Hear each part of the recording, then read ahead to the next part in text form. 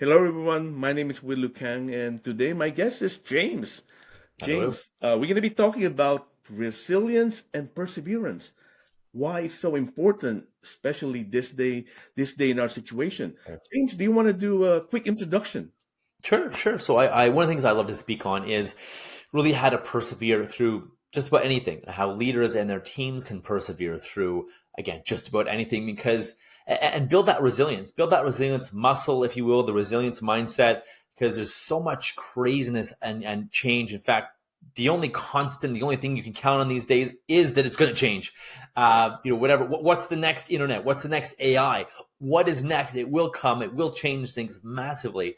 So it's being able to bounce back and ebb and flow throughout all these massive changes, upside, downsides, everything, bad times and good. So that's what I do. I love helping leaders. I'll lead their teams and also speaking for teams and really how to handle these blows, if you will, and get back up no matter how many times you get hit. Before we continue, can you share a little bit about your journey so our audience get to know more about who you are and For what sure. you've been? For sure. Well, I've been an entrepreneur for about 11 and a half years, was in the corporate world for about 14 years, working with companies like IBM, like Novell and Lenovo, even a small startup called Platespin as well, a fun little company. And learned a lot. I've had, intense levels of bullying in my life, trouble with school due to ADHD, depression, anxiety, you name it. So my life has been an exercise in building resilience and in persevering through all the stuff that life throws at us and never giving up no matter what, no matter how hard work was, school was, life was, your relationships were, anything, just bouncing back no matter how many times I got hit, because I think that is the tuition for success. That is a recipe for success. You're going to get knocked down, you're going to have failures, which I don't believe in. I think you learn or you win. Yeah. Unless you give up, then sure, we'll call it a failure. If you totally give up, then maybe. But that's the biggest thing, and realizing and taking what I've learned and how I've developed these tools and these systems, this mindset, and sometimes it's just this I'll call it a deep, a flexible stubbornness to never give up, to ebb and flow, but never ever give up, has really helped me, and that's again what I teach to leaders in the teams. And it came from my own school of hard knocks, plus learning psychology tools, learning human behavior tools, and running a business, but also helping run a big business as well. And it's been a lot of fun, a lot of growth, and taken me a long time. However, I have a really kick-ass recipe to help leaders and their teams really grow, not just persevere, but grow and have resilience and perseverance during these times of great challenge and great change. You talk about learning the lessons and not failing. And one of my favorite leadership author is John C. Yes, Maxwell. Maxwell. Yep. And one of the book is sometimes you win, sometimes you learn. So I totally agree with you that we either win or we learn. And I think failure is only a concept, Correct. especially if you have a negative mindset. So let's now talk about a little bit of the topic on resilience and That's right. perseverance. For sure. Can you explain how they both relate to one another? Yeah. Great question. I think resilience helps you persevere. Perseverance really is I think the act of no matter what you are persevering. You are not stopping. You are going ahead. I'm coming through. I'm doing this anyways. I'm coming through no matter what. That ability to persevere is built on failure lessons, right? It's built on Yeah. lessons, experience. It's built on life. It's built on also being able to see things and see life not as this, oh, this is really good, or this is really bad, this is horrible, but instead of that, really looking at, okay, this is happening. This is an experience. This is gonna happen whether I like it or not. Whether I put my head in the sand or cry or scream or yell or bitch or complain or whine, this is happening. So how can I grow from this? How can I use this as my superpower? There's cow manure creates methane, and methane is used in the rocket ships to launch the ships, methane fuel, amongst others. So that launches the rocket ship. So how do we turn this poop, so to speak, this dung, this manure, into rocket fuel? And having that mindset, people talk about a growth mindset. How about a resilience mindset? And yes, growth mindset too, that says, okay, this is happening. What am I learning? How am I going to be better after this? Not, oh, this is horrible. Woe is me. I'll give up. I'll put my head in the sand. Or I'll be distracted on this thing all day. Well, until something changes. I mean, one of the best ways to show you're unique and show your difference and exemplify leadership is in crazy times, is in times of challenge and change. And I think that's something people need to remember. It's an opportunity, a wonderful opportunity for you to stand out, take responsibility, take ownership, which almost no one does, which is, again, a great way to persevere because you take ownership, take responsibility, and then that way you can have some level of power and control over what happens and the outcome when you take responsibility versus hands off, or I'll bury my head in the sand, or I'm going to sit and wait. I'll be distracted on this thing until something changes or something cements. And I've been there, multiple layoffs, acquisitions, mergers, you name buyouts, you name it.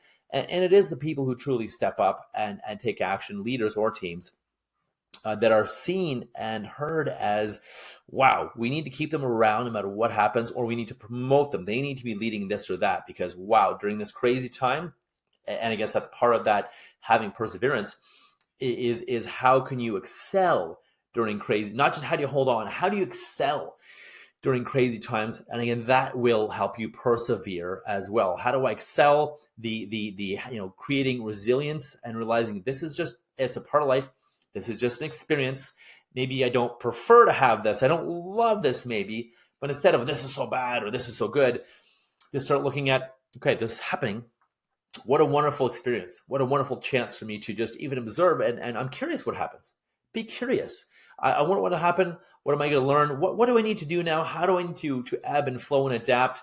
How do I need to shift and grow? And that is a long-winded answer, but hopefully a complete one to your question about how to build perseverance and how resilience will, having the ability to get back up from being knocked down, so to speak, will help create that perseverance.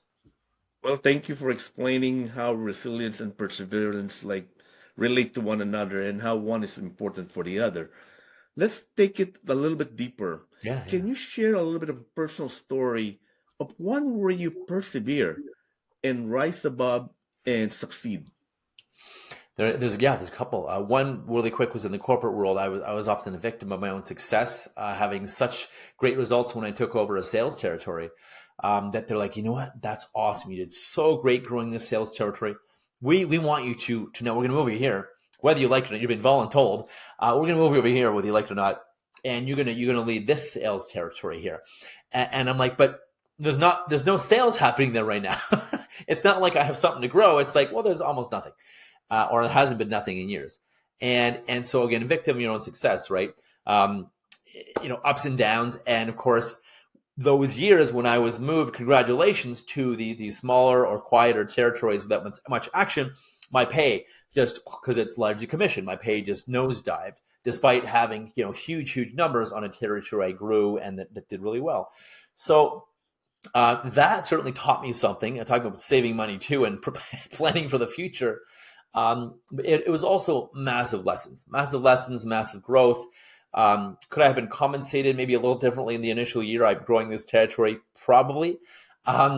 It was facing that fear and doing it anyways. I could have left and gone to another company, got another job with a different territory, but it's like, let me learn. This is going to be experience, one heck of an experience. This is an experience.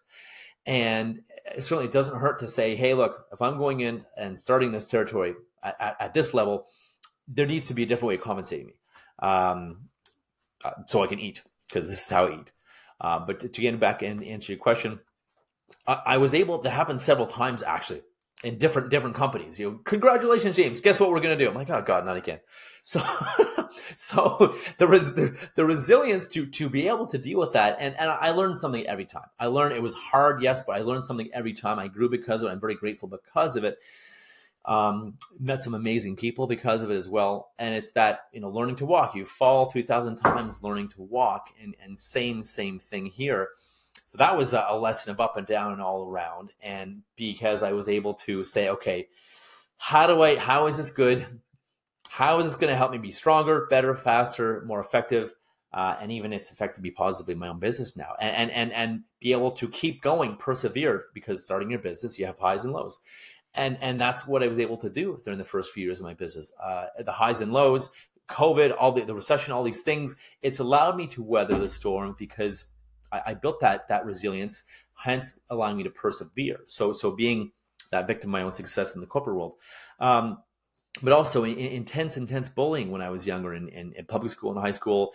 Um, wow, just learning a lot about boundaries, learning a lot about confidence, and learning a lot about saying that's not okay to treat you can't treat me like that. That's not okay to treat me like that, and speaking up, standing up, and if you have to defend yourself, you have to defend yourself, right? Learning martial arts, whatever it was. So just those lessons of being whether teased, hit, you name it, over and over and over again. And I'm like, this is not cool. I want this to grow and change.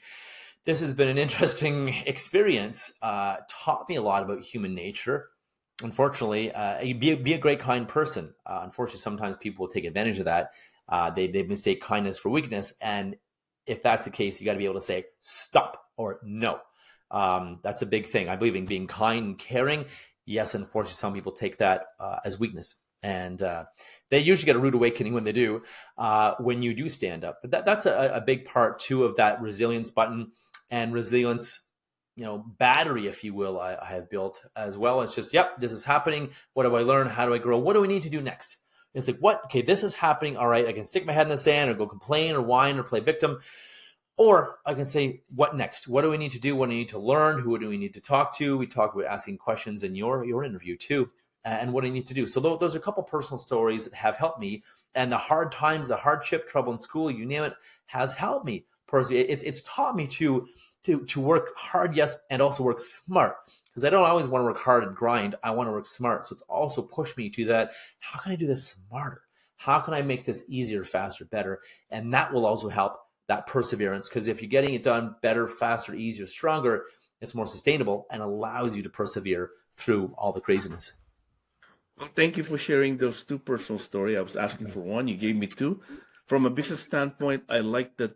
I love that you emphasize going through the experience and experiencing and finding the lessons learned and how Yeah. to incorporate those in the future.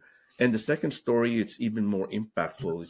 You share a story about you being bullied and learning how to say that's enough, right? Mm-hmm. Because that doesn't happen often. And I True. like the listener to actually to take that as one of the key takeaways.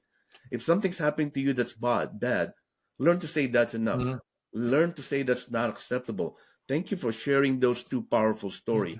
You got it.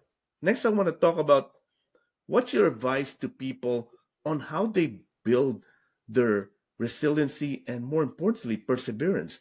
How do they stay motivated when things are so bad? I love that. I think by well, it's like exercising. You can want to go to the gym. You can want a great body. If you don't go to the gym to build those muscles, so to speak, not going to happen.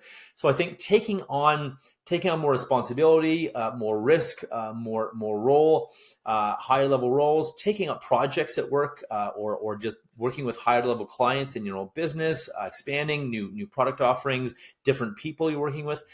I think will help you build that muscle, and that muscle is that resilience. And then with that muscle and resilience, that will help you persevere through harder, air quotes, harder, more difficult things, better things, bigger things as well. Because often bigger success, bigger results require bigger risk as well. And because you've persevered through and you built that muscle with the small stuff and increase, just like at the gym.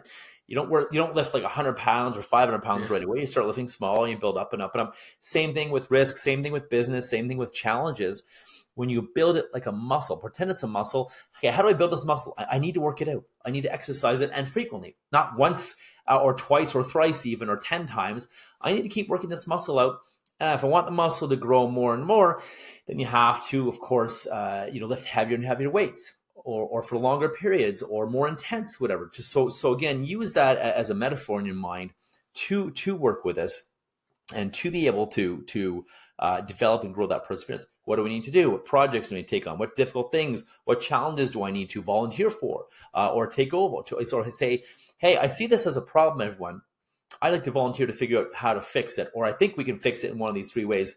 I'm going to go after one or all three of these to fix it. Whether you're in the corporate world, whether you're an entrepreneur, I think it's like I said, building that muscle and finding ways to build that muscle, which will build your personal character, your authenticity, because you've been there, done that, and wow, talk about people seeing you as a leader. That's for sure. Well, thank you for sharing the metaphor of building your muscle. As you were talking, I was like, my brain was like, whoa, this is Like, what you need to whoa! do. Yeah, flex your muscle, right? But thank you for using that. I love that because it paint that picture how you to build more resilience, either lift more weights or do more reps. As we close the episode, what are the one advice you have for our audience? I suppose would be to embrace it, embrace everything, versus sticking your head in the sand, complaining, or whining, or being victim. Oh, it's not my fault. I can't have whatever, be whatever, do whatever because of this and this and this and that and them. And realizing there's three fingers pointing back at you. Yeah. When you point your finger. So take ownership, take responsibility, and forget the blame game, the shame game. Whether it's blaming yourself or blaming other people, it does nothing. It keeps you stuck. So no blame, no shame, no grief, no matter what you did or didn't do, or they did or didn't do. Instead, which is what I did, take action towards what you want, take responsibility and ownership. Okay, I got some fears, or I need to have better boundaries, or I need to do something bigger in my work. I need to take more responsibility. I need to ask or do things and get rid of the it's not my job syndrome. I need to take ownership of whatever I want to see complete to the end. So that would be my invitation, is to look at where you can do that in your life, your relationships, at work, at your business, you name your leadership, you name it. And look where I can grow. What can I do? Where do I want to go? And really, what can take me there? What do we need to build? And then go after it. And instead of victim, take responsibility for anything you want, even if it's not necessarily your job per se. Take responsibility for what you want to have happen in your life. And people will see you walking your own talk, and wow, will they ever revere you, want to work with you, promote you, you name it, support you. So I will leave it with that. Thank you for sharing that great advice, James. I think this episode is really great, and if anyone listening to it might want to reach out to you, how do they reach out to you? That'd be amazing, amazing.